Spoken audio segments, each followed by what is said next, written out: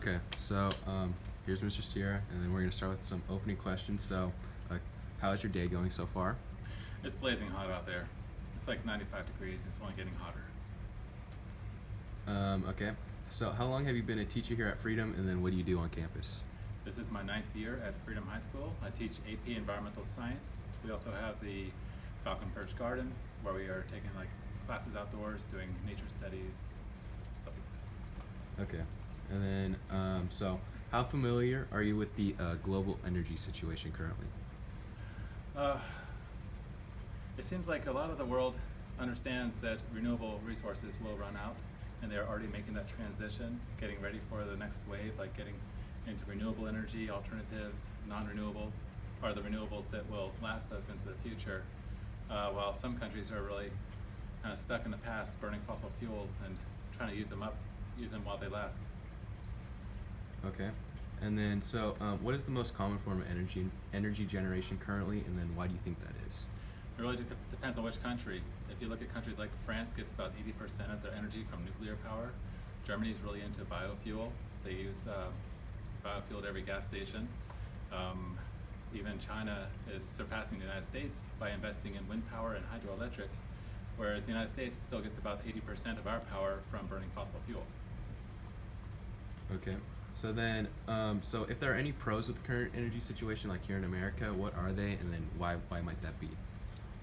Can you repeat that? Are the pros to the So like, are there any like pros with how we're generating energy here in America currently? The United States has always been considered the innovator for technology since the Industrial Revolution, creating automobiles, industrial agriculture, and a lot of things we've done. In fact, we came up with the technology for things like solar panels and windmills and ideas like that that are really viable and can really carry us into the future. And yet we still seem to we have our feet stuck in that coal tar, we're just kind of stuck and not moving forward, still heavily dependent on fossil fuel. It seems like it's what drives our country and our economy. So as long as we're making money at it, we're not going to stop what we're doing. And then, so are there any cons with this? We're using, like fossil fuels or like coal. I don't know. I mean, any con for burning fossil fuel? Well, except for polluting the air, causing effects on human health, endangering endangered species, climate change, rising seas, stronger storms. Little things like that. I think those are pretty non-consequential. So we should just burn up fossil fuel. And then, so what are some of the beneficial forms of renewable energy, and then how might they work? The big one most people think of is solar, and it is the most abundant, readily available everywhere we go. It seems like solar is plentiful. The big issue with it is the storage capacity, being able to store that energy. So companies like Tesla are now getting into investing their energy into like designing batteries that could power a house or a hospital or an entire school. Having batteries to store the power will make up for just the day and night shift. Wind power is abundant everywhere, day or night, but it's not always reliable. It comes and goes.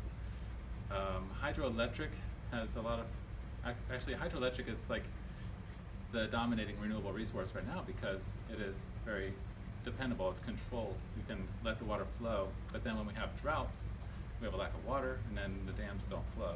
So there are pros and cons to everything, but I believe if we put it all together, we use wind and solar and hydroelectric together, that would definitely carry us through. And then, so would you say renewable energy sources are too expensive to implement, as some people might claim, or is that like myth? That's become, historically, yes, it was an investment. For people to get solar power on their houses, it would take 15 or 20 years until they get that return on their investment.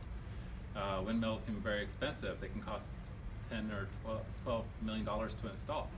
But the return on investment for wind power, it takes about 2 or 3 years for a windmill to pay for itself. Now solar has come down in cost so much that you can get solar on your house today with no down payment, and you basically lease it, but you're paying the company less than you would pay for your energy bill today. So it's actually, you get solar on your house today and you're saving money from day one. And then, so what are some obstacles in the way of switching to these renewable energy sources? The big one is just getting our country to transition, because there are a lot of people whose jobs depend on the fossil fuel industry, and it is a huge economy, a big influence in our economy. In fact, I believe it is the #1 private industry that invests in our politics. So having lobbyists that are defending oil and coal for or for those energy industries. Our country as a whole subsidizes fossil fuel by something like $70 billion a year. They're only investing $12 billion in renewables.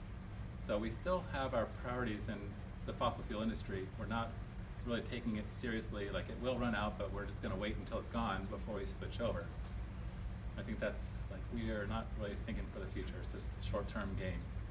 And then, so how would the transition period from, like, if we were to switch, how would that look like from, renewable to, or non-renewable to renewable, and then what would that look like? It obviously won't happen in the click of a switch. It has to be a process. We have to start building up the infrastructure now, because we know that things like oil and coal can run out in the next 50 or 60 years. Do we wait 50 years and then freak out, or should we be building up windmills and solar panels and things like that now? There are a lot of industries that are really getting into it now, but we're not where we need to be. And then our final question, so do you think the United States will ever switch to mainly using renewable sources? Why or why not? I think we have to. Ultimately, fossil fuels will run out, and very well, like oil will run out in our lifetimes. Our cars that we drive burning gas today just will not function in 40 or 50 years. As the resources are dwindling, the price is going to skyrocket. It'll be cost prohibitive. We won't even be able to afford gasoline. So again, if we're just looking for the immediate gain, getting the short-term profit, we're not planning for the future, and we're going to hit a wall and be in a panic mode to try to get those renewables real fast. Mm-hmm. All right, that's it. Thank you very much. Thank you.